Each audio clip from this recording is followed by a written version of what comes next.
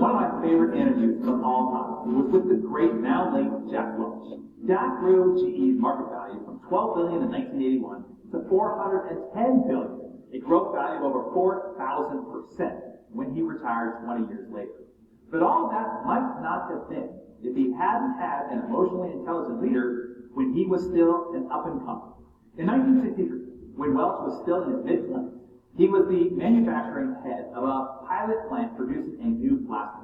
After only working a short time at GE after earning his PhD, he was sitting at his office across from the plant, when the one he was responsible for, when he heard a huge explosion.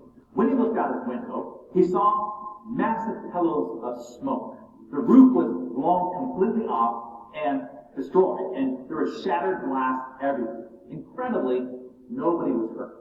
He was called to New York to meet with his boss. He said that drive was the longest ride of his career. Welch was preparing himself mentally for the worst. He thought for sure that he was going to be fired. But instead of being raked over the coals, Welch said his boss calmly asked him what had happened. And he asked him if he knew how to fix it. Here's how Welch articulated what happened. He said, "He took the Socratic method with me and did an incredible job of engaging me in learning about what I had done wrong in the process." He said, "I learned something very valuable that day. I learned to never kick anybody when they're down. It is not if a mistake will be made. It is instead, will you own up to it? And do you know how to fix it?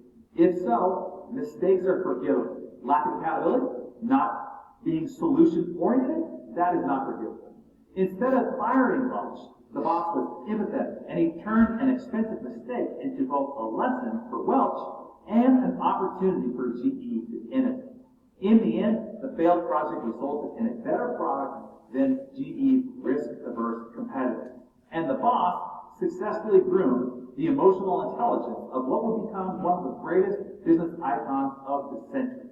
Later, when Welch was CEO, a division of his company invested $20 to $40 million on the development of a long-life light bulb.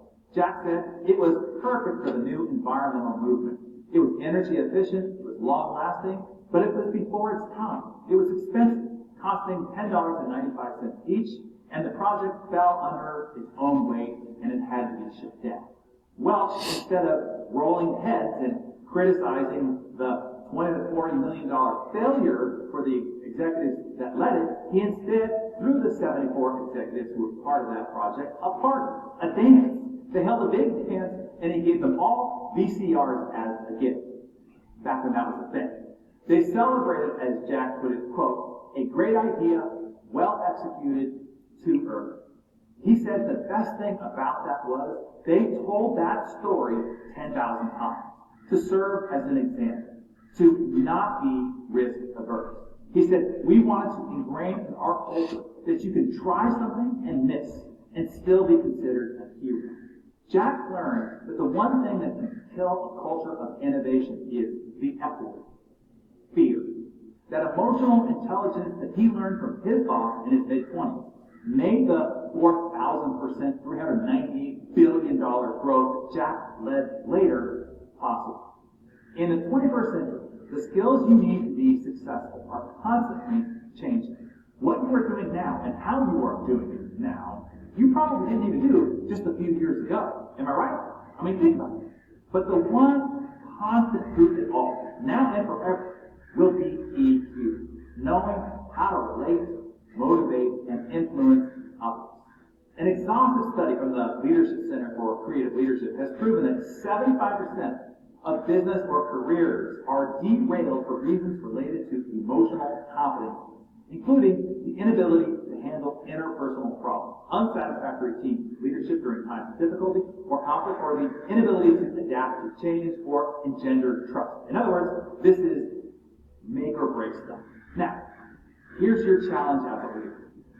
Where do you learn EQ? Most every training program out there falls short. Why? Because they are training skills, they're training capability, they're training competency, and never getting to the root of the issue, the cause of action or inaction. They never address the emotions, the motives, the drives, and impulses under behavior.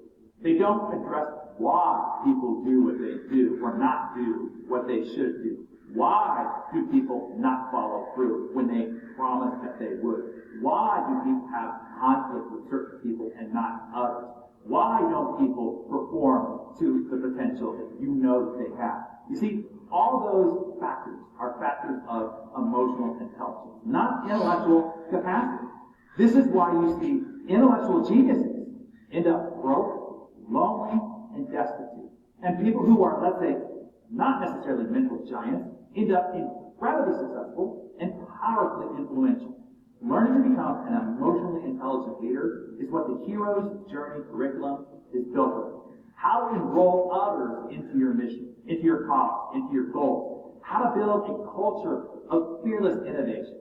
How to create creative collaboration with diverse generations, diverse genders, ethnic groups, and global contributors. It doesn't matter whether you are a leader of an enterprise, a family, a church group, or a peer circle, or a player inside one of those human organizations. Learning to grow your emotional intelligence will be the most important skill in this new world.